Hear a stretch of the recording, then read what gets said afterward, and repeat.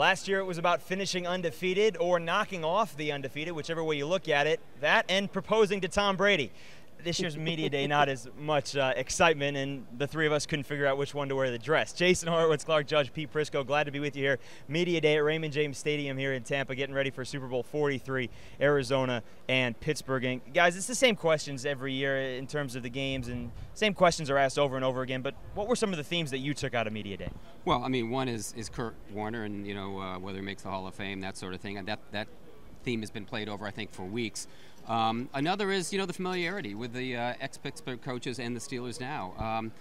There really wasn't much that was out of the ordinary here. You're right. You mentioned the guy in the red dress, but Pete has since changed, so now he's out of it. So, but it was really low key. It's really low key. The blonde wig has also come off. Now, aside from that, the only other exciting thing going on, not question related, was the dance competition, which was happening right over our left shoulder here, in which Alan Branch defeated Gabe Watson and said afterwards, if he wins the Super Bowl, he's going to do a rumba on the field. Yeah, and it's been a very low key Media Day, and the Cardinals, all they talk about is we're not getting any respect. Nobody believes in us. We're 7-point underdogs. We'll show them. It's the same old story with the team that's an underdog in the Super Bowl. That happened last year as well. What did the Cardinals say today about how they could pull off what the Giants did last year? Well, they've got momentum on their side, and they're a hot team. I heard Ken Whisenhunt say something about, we've been through this before.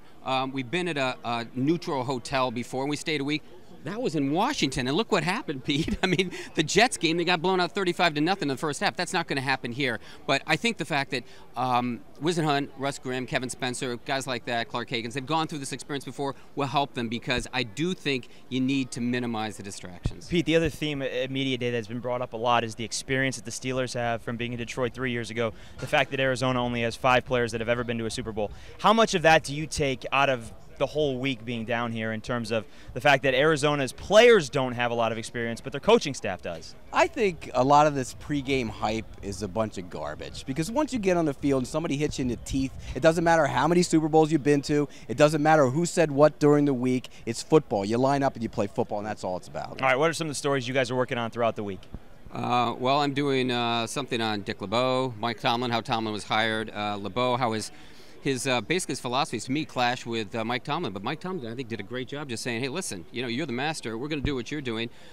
May do something on Hines Ward as well. Is he clean? Is he dirty? I don't know, Pete. He's dirty. Okay. He's dirty, and I'm writing that this week. Okay. He's a dirty player. There's no question about it. That's the face-off for next year's week 1.